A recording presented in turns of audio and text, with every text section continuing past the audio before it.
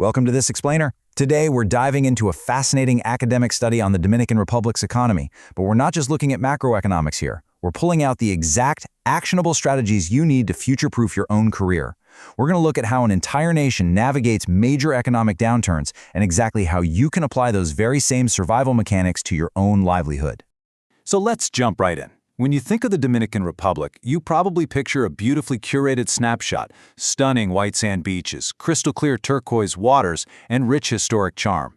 I mean, it's a massive economic engine deliberately packaged to attract global travelers.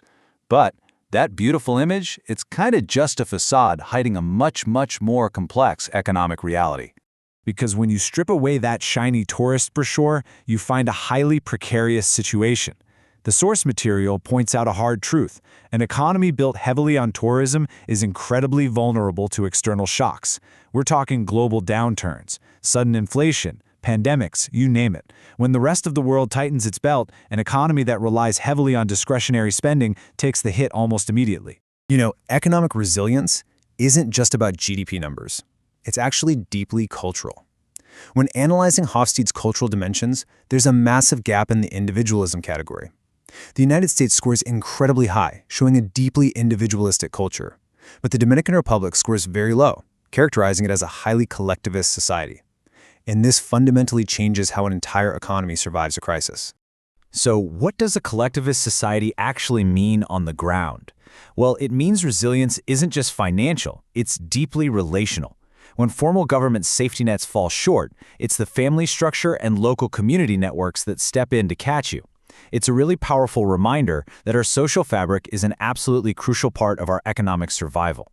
When the economic tide goes out, the divide becomes stark. On one side, you have your recession-proof essential services, right? Healthcare, public utilities, IT, education.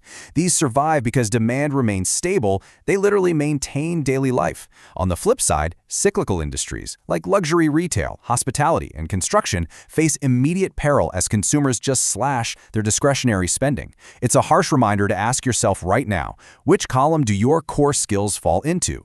Now, to truly ground this data, the researchers didn't just guess.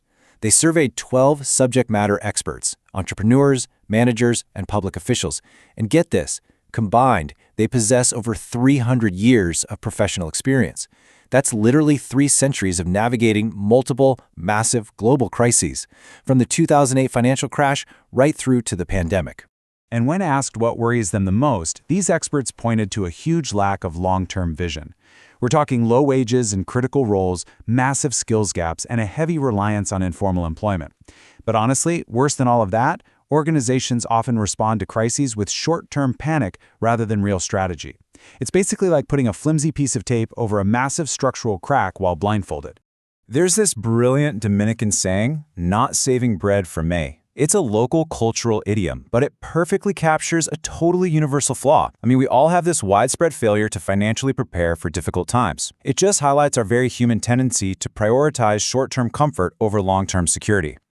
But beyond just a lack of savings, workers critically fail by resting on a dangerous illusion of job security. Assuming your seniority is going to protect you? Major mistake. Same goes for passively waiting out the storm, neglecting to update your skills, or failing to network. In a tightening labor market, passivity is literally your biggest liability. And hey, managers make their own grave errors too. Instead of innovating, they typically react to the blunt instrument: immediate hiring freezes and mass layoffs. They sacrifice their long-term talent pool for short-sighted financial survival and ultimately end up crushing their remaining employees under an impossible, heavy workload. Fortunately, here is the clear, actionable roadmap for personal resilience. Step 1. Diversify your skills, particularly in digital and analytical areas. You want to make yourself absolutely indispensable. Step 2. Build rigorous financial buffers before the crisis even hits. And step 3. Shift your mindset from reactive survival to proactive adaptability.